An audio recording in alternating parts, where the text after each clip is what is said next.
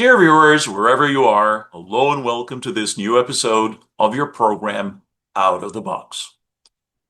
A failed state is a term that we frequently hear these days. We hear this term from political analysts, from politicians, from media outlets. But what is a failed state? What leads to a failed state?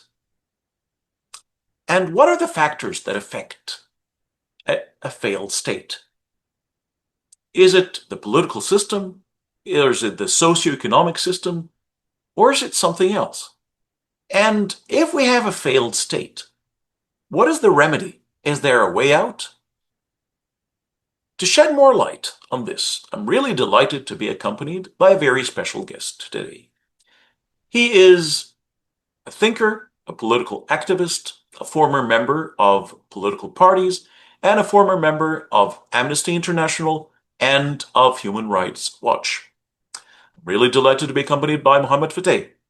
Hello and welcome to the program. It's a real pleasure having you with us today. Thank you. And to start off, with a failed state, we will deal with different factors that seem to be very pivotal and very crucial in determining the success of a state.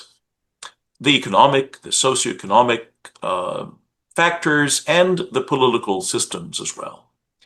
So, what do you think are the most important factors that determine whether a country becomes rich or remains poor?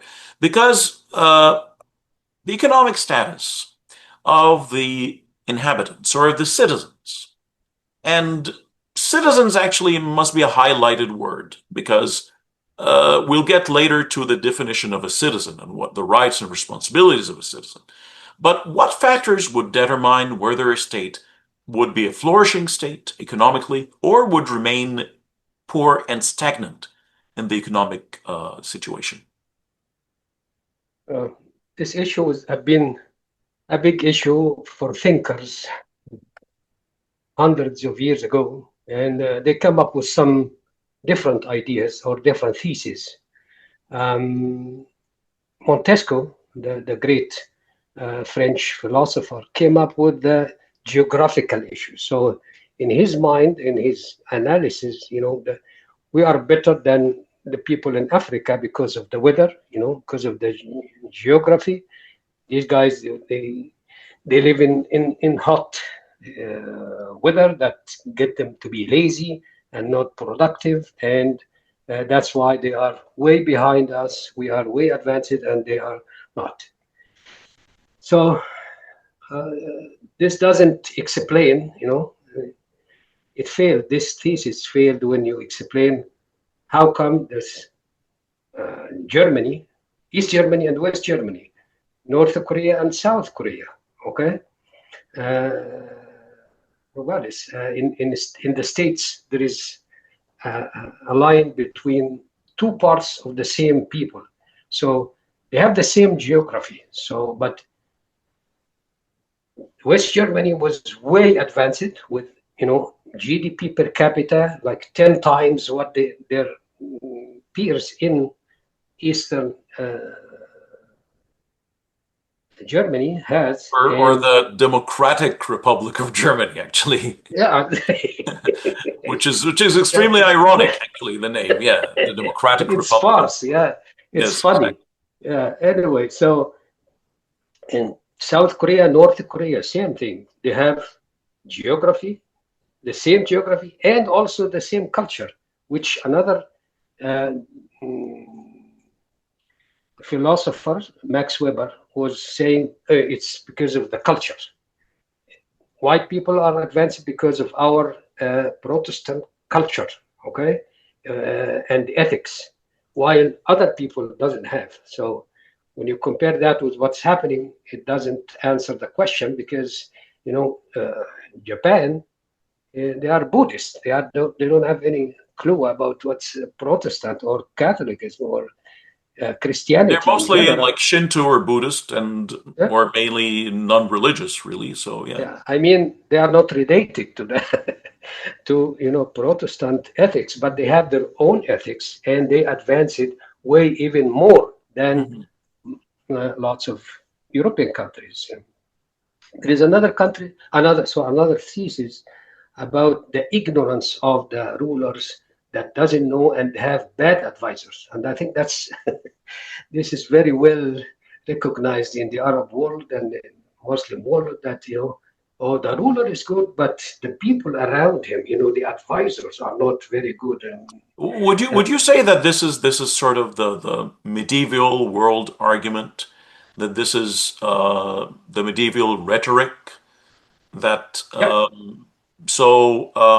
because maybe you referred to Arabic and Islamic, but the same can be said about different backgrounds, like whether agree. Arabic or non-Arabic, whether Islamic or non-Islamic, during different eras, different times in history. Yeah. It's just We that, had different failed states, and it was always a one-man show. that's true, but they get rid of that so that the time difference is big. You know what I mean? And that's why we get into a backward seat while they advance it. So those are the three theses. But the main issues, in my opinion, and from what I read, that it's the economical institutions of this country. Okay, and here we have two kind of institutions. Either it's extractive. Hmm. Extractive, that means that the economical system only extract wealth and income from the majority of the people to the welfare of very little minority or oligarchy. You can see it in political terms. Okay, and thus they restrict innovation, they restrict changes and all that stuff. There is no property right, there is no secure property right, there is no innovation, versus the other one, which is, we call it inclusive society, inclusive economics. Inclusive, that means more people share in the welfare and the wealth of the society. Number two, there is secure property rights, including intellectual property rights. Okay, there is no expropriation of your wealth or someone's land or manufacturing or whatever without proper due process or legal process. Hmm. Okay, they have different institution, independent judiciary system, and independent news and newspapers and So just before we go any further, let me sort of recap what you've just said here. So um, I make sure that I and maybe our dear viewers fully understand where we're going here. So from what I understood, you're saying that there is sort of the political system and the economic system are really intertwined. So if we have an oligarchic system or a despotic or a hegemonic system, dictatorship or tyranny, basically, and the power is within the grip of a few people, then the target of this system is to confiscate us as much money and as much wealth within the hands of a few, and while at the same time depriving the majority from that. And then you said on the contrary, like if the wealth is shared by everyone and there is a proper distribution of resources among the citizens or among the inhabitants of a place, this would lead to better welfare. And but this sounded a little bit more like leftist to me, or like some viewers might feel like, are you referring more to a socialist or maybe a communist system? Are you referring that not this might be the ideal way? not at all, not a communist, that's for sure. I think it's more into the I Socialist? like what yeah social democratic system, Hmm. but even with the capitalist system, but not the vulture capitalist system. Okay, So okay. you pointed out really right, because I wanted to continue on that. Economic system doesn't exist in vacuum. It exists because there is political institutions, okay? Mhm. And based on the political institution is the one who support this,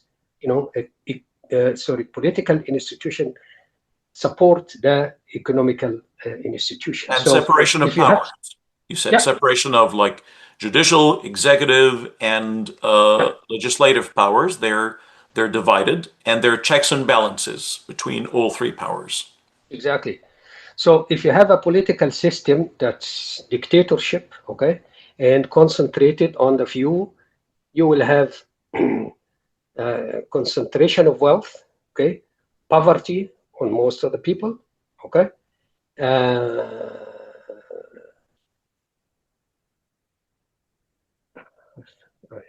okay, I said corruption. That's what I'm saying.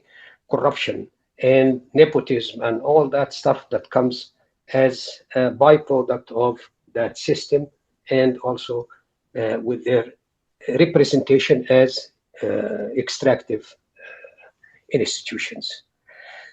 On the other hand, the other one is open to plain field for the people. Okay, so it's not if I have an innovation in mind, I can do my I can have a patent in my name. Okay, and restricted by that, and I can generate wealth from that patent. Same like what Bill Gates did.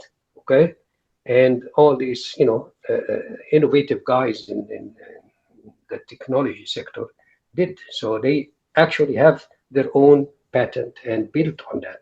While on the other hand, people like Carlos Salim in Mexico, okay, uh, he just had a monopoly on the.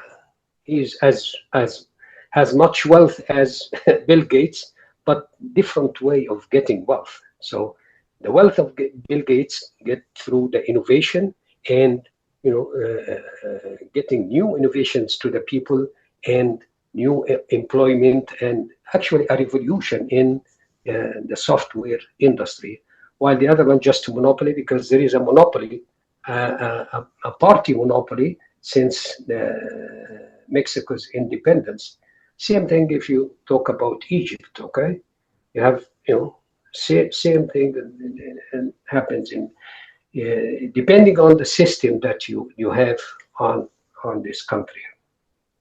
So, like here, a very important question that some people would ask: is there a relationship between supporting innovation and invention and having a failed state or not? Because some people would say that usually dictatorships do not support innovation and inventions. But on the other hand, there are some countries that are dictatorships but are pretty advanced. So how do you look at this contradiction here? Okay. That's a very good point, and that happened. Economical growth can happen under dictatorship, and that we saw that happened in the Soviet Union. Okay, and we are seeing that happening now in China. But what happened in Soviet Union after a while, up until the 80s, and it's stagnant. Okay, happened stagnation, complete stagnation, and then decline, and that led to the demise, or even the disintegration of the Soviet Union. What happened in China now is impressive because they get 200 or 300 million people out from poverty to be middle class. Okay, but not based on innovation, not based. It's based on transporting innovations from the West, but they didn't have their own um, way of getting people incentive to do that innovations. Okay, so they that's why after a while they will stuck, and it's not sustainable. That's what I'm saying, and that's what my opinion is. It it goes up very rapidly, and during the globalization, it went up very rapidly, and they are now. Instead of Mao, they were number 40 in the economical GDP. Their GDP was like 50 million dollars in 1960s. Now it's 19 trillion dollars. Okay, so it's quite impressive. So So with that Mao gives Zedong and his Cultural Revolution and believing in yourself, but again, this Cultural Revolution witnessed a lot of oppression for the people. yeah. And the Tiananmen Square, very famous incidents, and the crushing of, university uprisings by students and by the younger generations and so on. The one-party system that's still flourishing until today, the police state, and it's just you're working as a machine. But you pointed earlier that they don't really invent. The best that they can do is just innovate. So they would take an invention and maybe copy it and maybe tweak it a little bit here and there. But people might beg to differ today. They might say that no, this was in the past, but China today, they're starting to start things and they're starting to invent things and they are like leaders in some fields today, like in fields like robotics, like in e-vehicles and many of the very advanced things, even in AI and deep seek and whatnot, like they're starting to um, take a leading role in many of the inventions today. Do you still believe that they're only copiers? Like they never take the initiative, they never initiate anything on their own? Okay, we'll go back to the system. The main historical juncture in the history of modern history of China was the passing away of Mao Zedong. Okay, Mao Zedong, as you mentioned, the Cultural Revolution, he wanted to get rid of all his enemies. So he initiated all that, and based on that, you have 20 million people died, from famine in at that time, from 1949 to 1955 or something. That it was huge number of people get famine because his ideas, okay, of just controlling everything from the life of the people to the uh, farmers to everything was not didn't give any incentive to the people to innovate or to that have completely get a different path by his passing away and his successor, and which get into a relationship, a good relationship with the West, especially the United States, and the Nixon visit to China in 1976. That was the beginning of the putting China on the path for progress, and since then they are progressing on that. But still, the political system, that's what I'm going back again to that. The political system is just a one uh, party system that controls everything. Not only the media, not only the economical activities, but also, okay, you get too much rich. Okay, we'll take this like, expropriation of the wealth of other people and maybe eliminating him or her right away still exists. And that's not a good environment for investment or for innovation for the people. You still you still have you have on your phone, and if you are in China, on your phone you have a software that read exactly what you're saying, and if you are saying something that's not consistent with what the party is saying, then you are in trouble. Okay, and that's a big restriction. Okay, innovation can't happen within that suffocating environment of monitoring and every citizen. That's why I'm saying it's not going to be sustainable in the maybe another 5 years, 10 years, but not sustainable on the long run.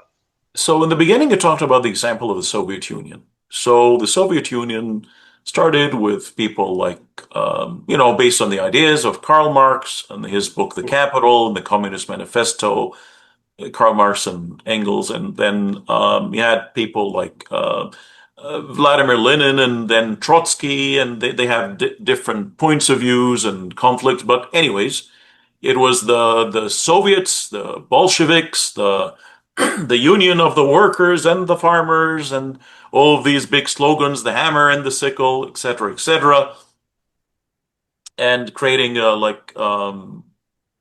public ownership for everyone and so on. This system failed. Yeah. It stayed for quite a while, and it was head to head with the West. But do you think the failure was because of the political system or because of the economic situation? Because if I was a Soviet citizen, I would see that my country is a superpower, just like the Western countries. But at the same time, while like if I compare my life to the life of someone in the West, huge difference.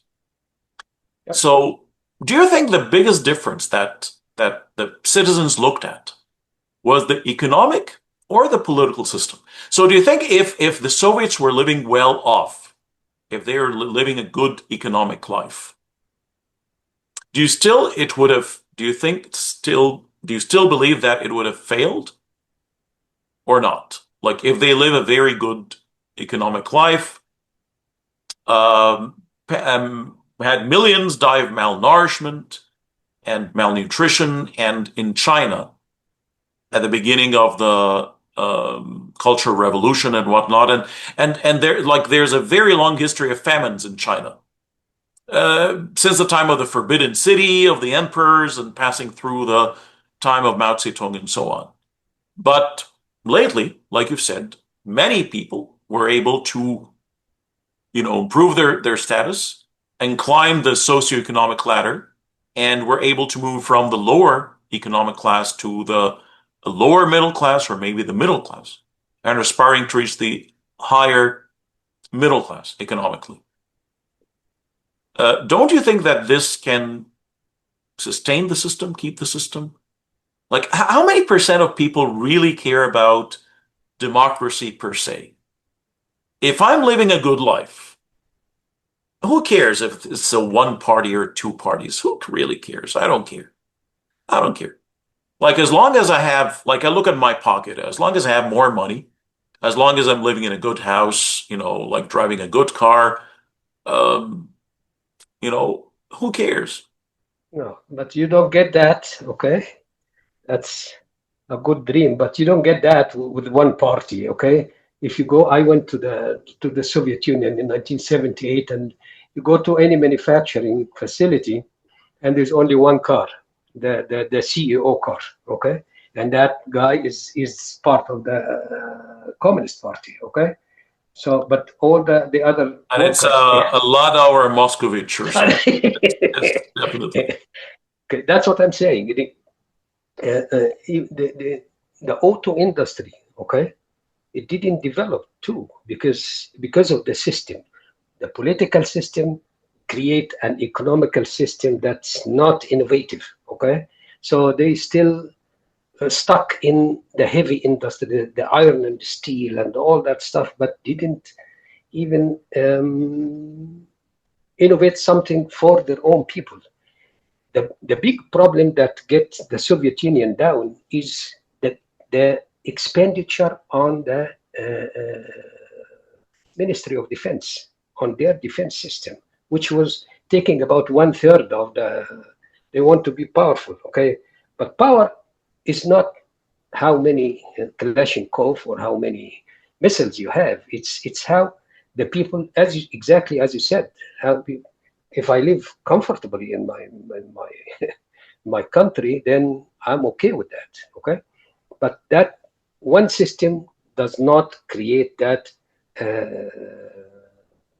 luxury for the people. And to, just one funny thing that happened with me, people, they see my face that I'm not I'm not Russian.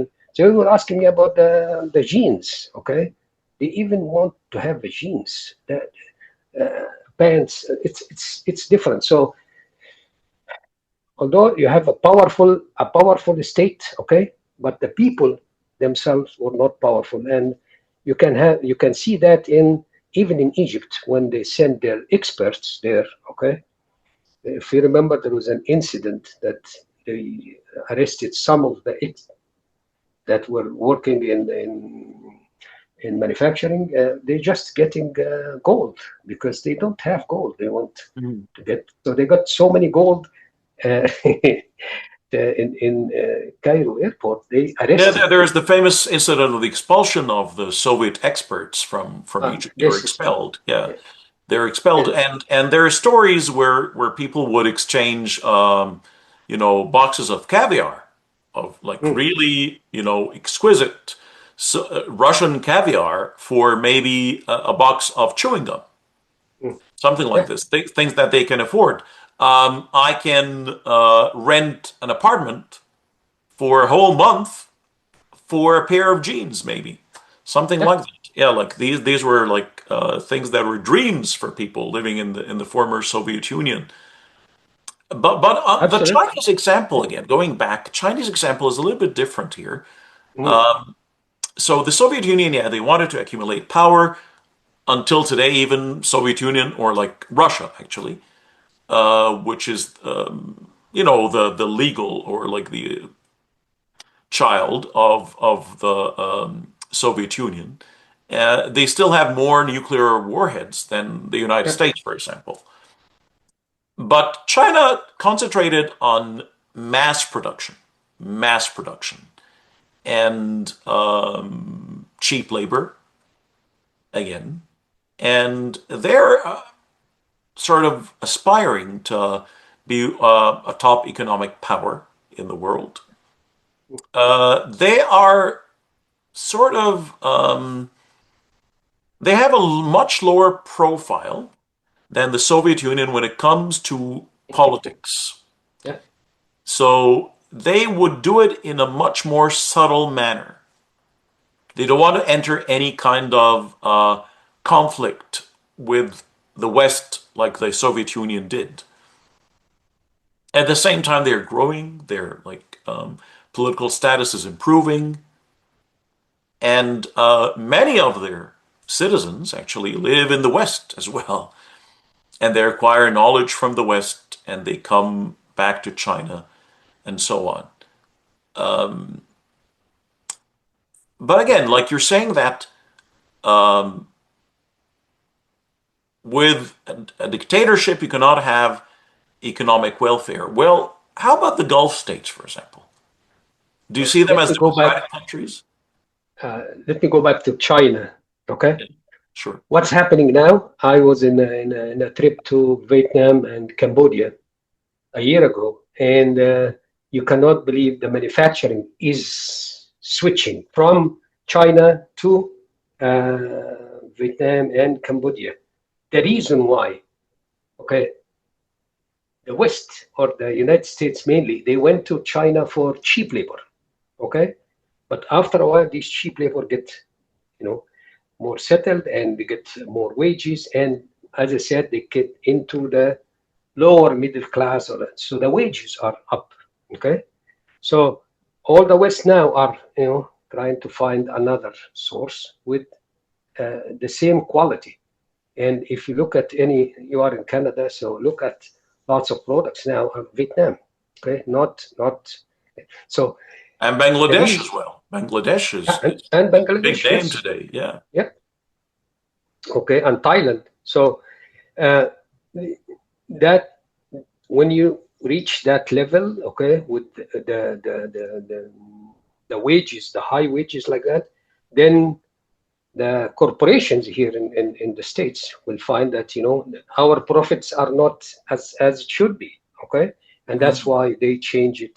That the other thing that helped China, okay, every now and then now you can hear, and even in Canada, some Chinese, Canadian scientists get arrested because all their knowledge here they transfer it to and not only here in Canada and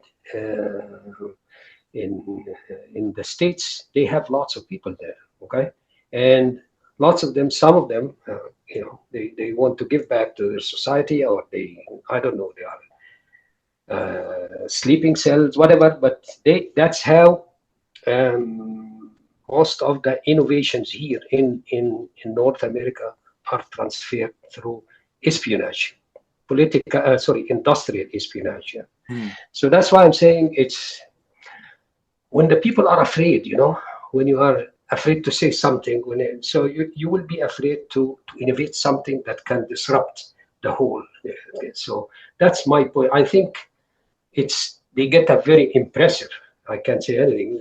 Impressive economic growth, but that will stop at certain point. And now you have inside China, you have a big problem in the real estate bubble, and it collapsed, and so many companies went bankruptcy. So they're starting getting into that, and if there is no political participation from the people, and the hands off from the Communist Party, they will still be the same. Just to remind you, anything, if you have a manufacturing in any province there, the guys there, the Communist Party there, they have to approve, they have to do this, and they take bribes, and it's just, it's going on like that. And now you can see many of them, when Xi Jinping came in, he put them in prison. Mm-hmm. So with concentration of political power, you have corruption. That's a byproduct of it, okay? Political power, you have corruption, you have nepotism, you have all kind of disruption that can take or Okay, make it non unsustainable in the long run. That's I what I'm talking understand. So moving to the Gulf states, for example. So about. Okay. these states have one of the highest, you know, incomes in the world for their citizens, and it's a welfare state. And people used to argue that they depend on one resource, which is oil, and nothing is inexhaustible. Like there's no secret for eternal wealth that you can get from one resource only. But then started to emerge an example like Dubai. So I'm not only depending on petroleum or oil exports. I'm starting to support innovation, free trade, investment, and if you're an entrepreneur, Dubai is like your Mecca, it's your safe haven. But these countries, with the exception of Kuwait, have no parliaments, and you don't have any kind of political parties or like political systems that like there's no transfer of power that happens because all of them are monarchies and so on. So how do you see these systems? Like, are these failed states? Are they successful states? Are they something in between? I would say now they are good, but I can say about the political system, okay? It's absolutism. That means only one guy, a king or a prince or whatever, he's managing all that, and that's a recipe for disaster. Okay, let me remind you that in oil, they didn't discover it. Okay, the British discovered it. Okay, and then the American. when they get rid of the British, they took their role there and everything. They cannot do anything on their own. They don't have, like, just to remind you that in UAE, the number of expats is triple or maybe four times the number of indigenous people. Okay, so they didn't have that industries. They have, and they cannot do that within, as I said again, the extractive political system that represent extractive economic system. In Saudi Arabia, okay, 10% of the oil revenue goes directly to the king. You know, you don't have a system that cannot be sustained. Now, what will happen if within 10 years, 20 years from now, and there is lots of innovation, something happen and our dependence on petroleum get away? What will happen to this society? I didn't see them building a base, an industrial base, or they But have there's very there's the educated. version of Saudi 2030 of creating a big industrial city. They have a lot of investments in like in stock markets. They have a lot of shares in international companies. They have a lot of assets worldwide. So they have many other resources as well, other than petroleum. So this can keep them going. Back to the big project for Saudi Arabia, it stopped now because it's like the new capital in Egypt. It's just a big project that get into his head, and he started and he spent like $30 billion or something like that, and there's nothing have really materialized, and they have to stop the whole project. That's what I'm saying.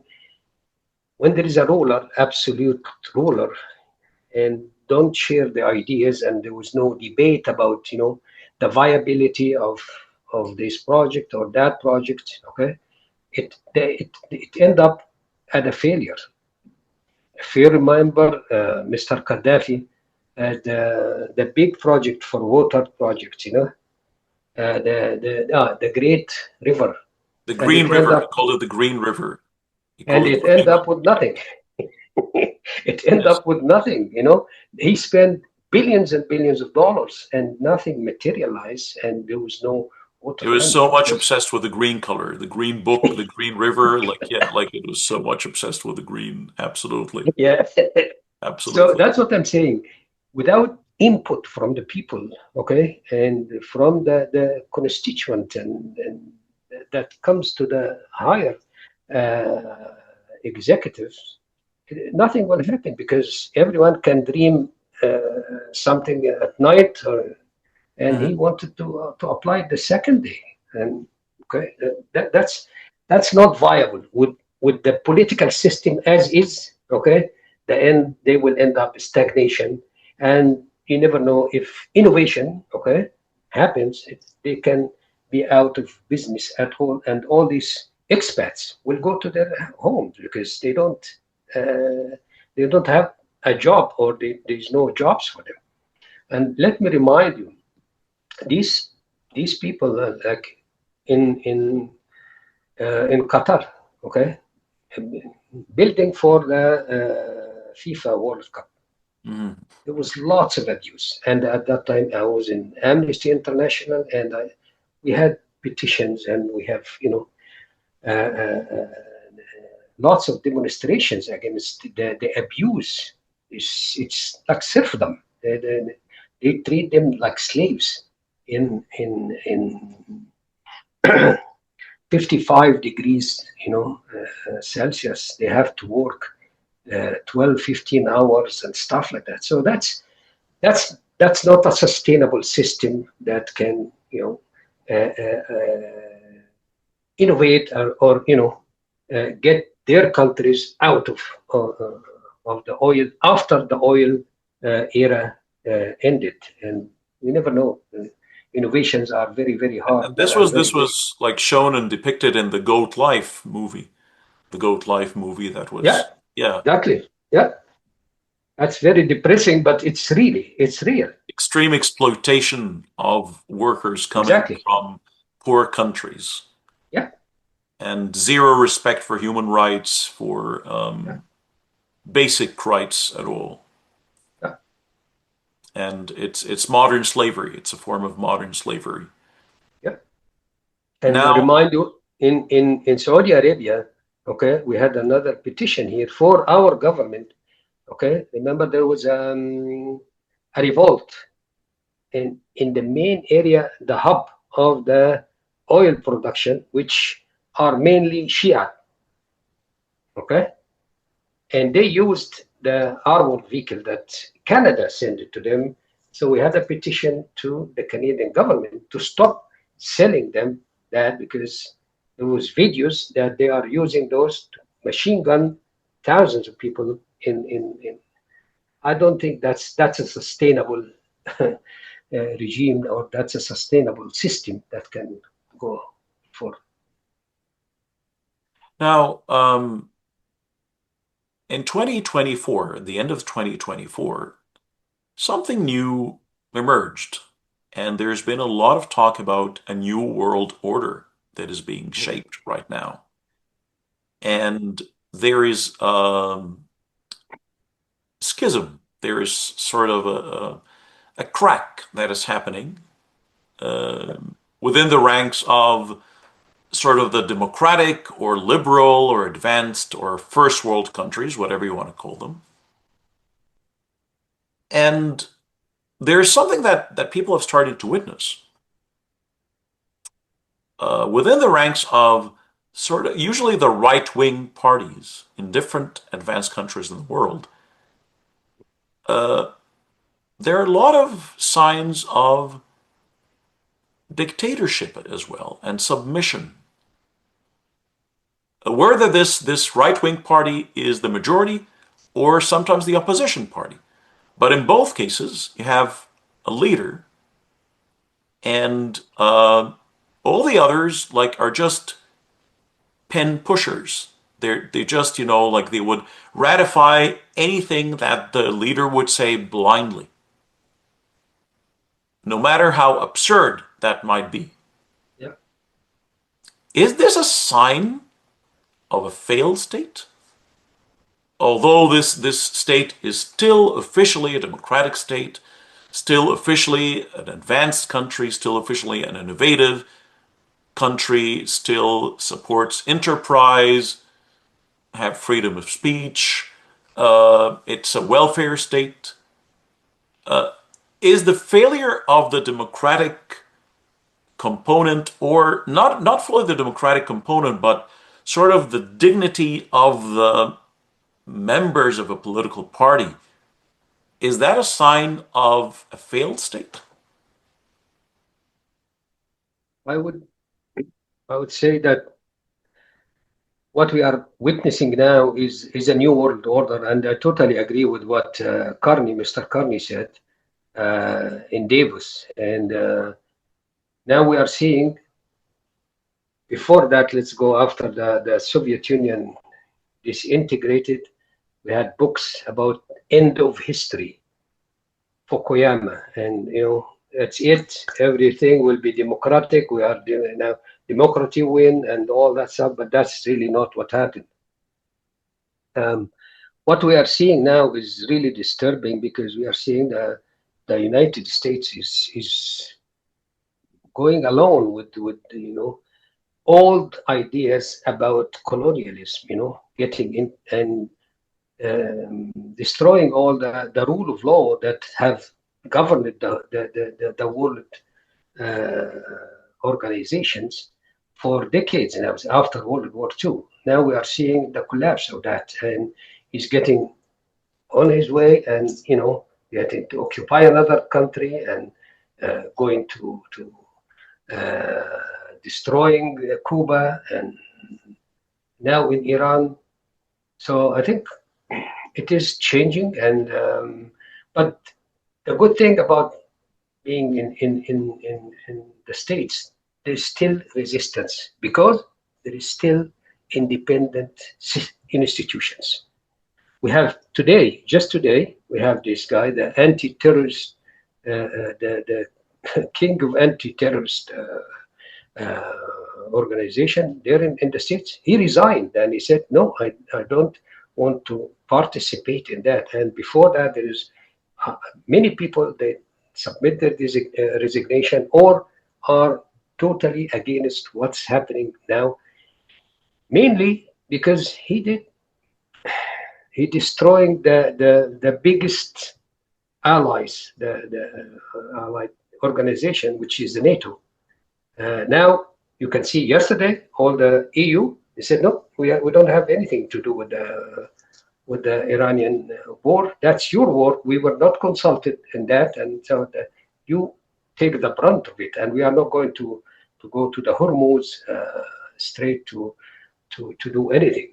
Okay, so now we are seeing lots of pushback against what's happening, and also the even the Supreme Court that he pushed many of his guys there. They couldn't agree with what he is doing, especially in with the ICE, getting people arrested and killing people in the street. That's not what America should be. Yeah, any illegal immigrant, you can apprehend him, you can deport him, but not with this, undignified thing that you get them in the and punch them or kill them. Yeah, That's like so there the is amount of brutality and indignities that were yeah, committed towards those people. exactly. So not only them, but even now people in the GOP, okay, Mm. the Republican, they disagree because his promise that he broke was no wars. Okay, I'm not going to no war. And what he did in Venezuela is, yeah, it was just a one day and he got his way. Okay, so that I think that made him, think that he is Superman or whatever, and he, So we have this saying that says that democracies don't go to war together. Do you still think that this is valid today? Like this was like uh, a big school in political thought that says democracies don't go to war together. So it is sort of an insurance policy. And an antidote against wars is just make your states democratic. If a state is democratic, then definitely it will not go to war because people would never choose to go to war. And since a democracy rules by the people, for the people, then people will never vote for war. So that's, your insurance policy. But we see today a lot of democracies going to war. And they're not defending themselves, they are initiating. They took the initiative, like they were the aggressors. So, do you see that um, the term that we can see behind us now, failed state, will this stand the test of time or will this fade away? And will this be the norm in the future? Like, are we going into a new paradigm here in the world where democracy is fading away, is dying, and then uh, dictatorship is taking over?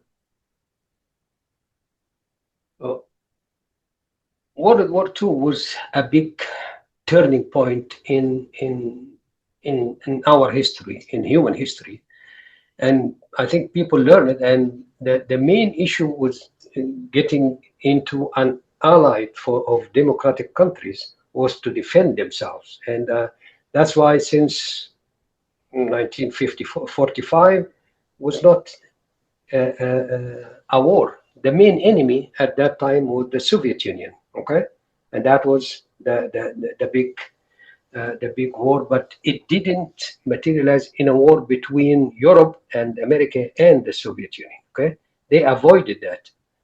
Now we are seeing it a little bit different because Russia is not as it used to be. it's a middle power, you can say a middle power, a big middle power, but with still they are struggling economically inside, and people are not getting their reaching their potentials, and that's why after the war with Ukraine, and that's it's not a democratic country, but they did that. They invaded Ukraine, and what happened now? Lots of very genius people from Russia, they fled. They don't want to go to war uh, because they don't know why they're going to war. Especially in Russia and Ukraine, they were, very getting together.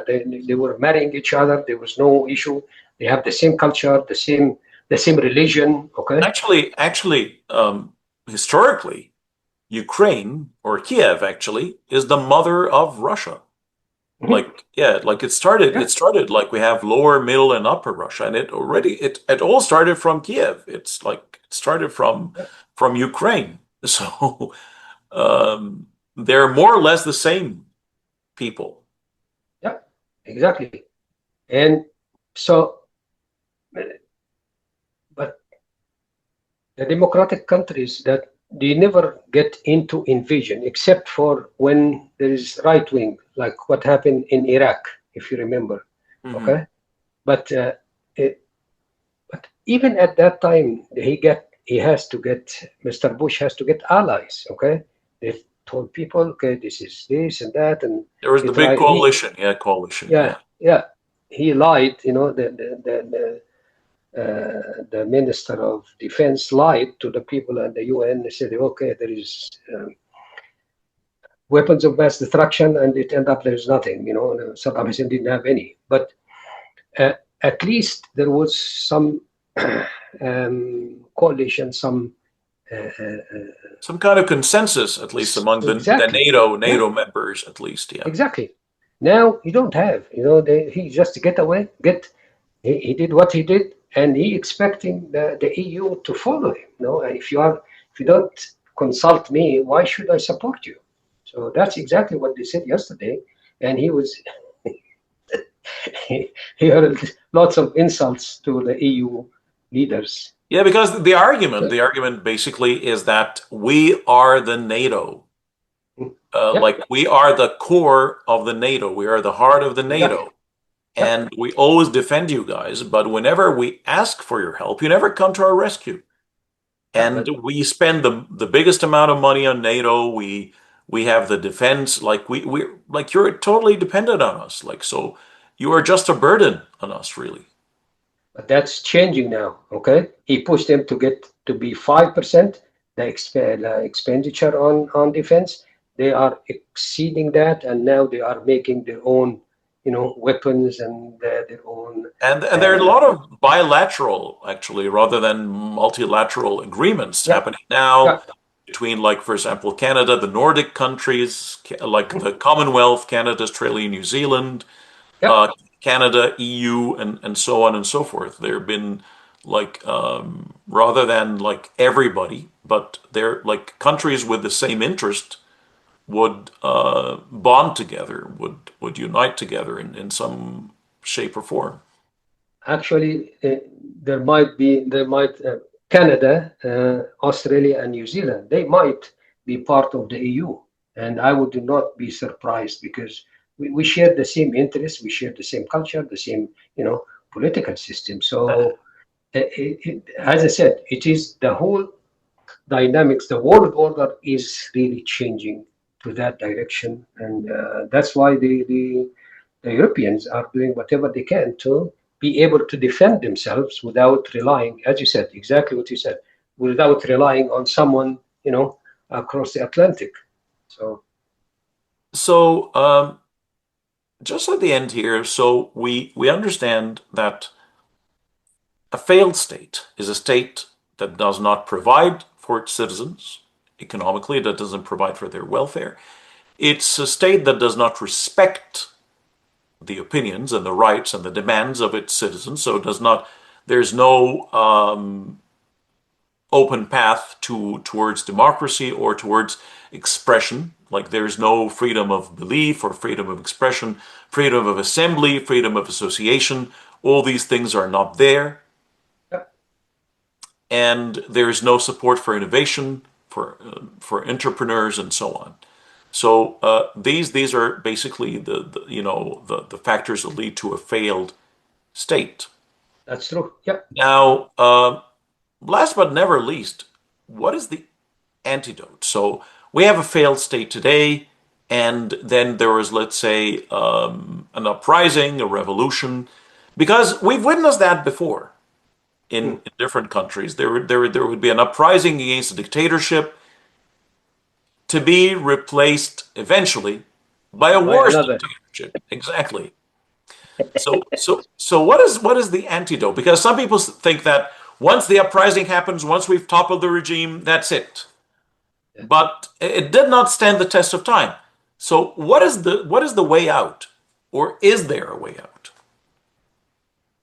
Yeah, you are absolutely right. The problem is with most of the in the 1950s, lots of these countries that get independence, all what they did is just replacing, okay, the extractive political and economical institutions with their own, And it so was just, mostly actually they weren't actually a revolution. They were mostly coup d'états. It yeah, was usually a military coup. It wasn't really like exactly. Yeah, a real revolution or uprising. yeah, that's correct. Yeah. Um, just a second. So this, they call it the iron law of oligarch. The iron law of oligarchy, that means without replacing the institutions of the old regime, you will end up with the same or even worse. And that's what happened in Egypt. You know that, from uh, Mubarak to now. People are now have nostalgia to the days of Mubarak. So when there is no changes in the political system that allows participation of the people, the parties, political parties, in media, in everything, and also in the economical activities of the society, you will end up with the same thing, just different, different name. And that's what happened after 1952 in Egypt. We Nasser inherited everything, and he just built on it. He didn't And actually is there a destroy way the. out? Is there a way out? Because some people would say that this is an invincible system. There's no way to break it because it's just like the chicken or the egg. For you to, um, you know, create a successful democratic leadership, you need people with experience in the political field. But for you to have people who are experienced in the political field, you must have a democracy. So it's the chicken or the egg. So there's no way out because if you have a dictatorship for many, many years, so you don't have any calibers out there. So let's say we topple the regime and then we bring a very good guy, a very good person, but he has no experience in the political field. He doesn't know how to run the deep state. He has no understanding of the deep state, how to run the government. They would be like the deep state would remove him in a year or two. Yeah, Okay. Or you might get someone who has a lot of experience in the state and in the deep state. But to have someone like this, he would, naturally come from the deep state itself. So it's a vicious cycle. vicious circle. Yeah. Is there a way out? Is there a way out? Or are these countries doomed forever, for eternity? That's not right. It just unfortunately in our doomed area in the Middle East, we have going exactly as you said in the vicious circle, whether it's a, deep state or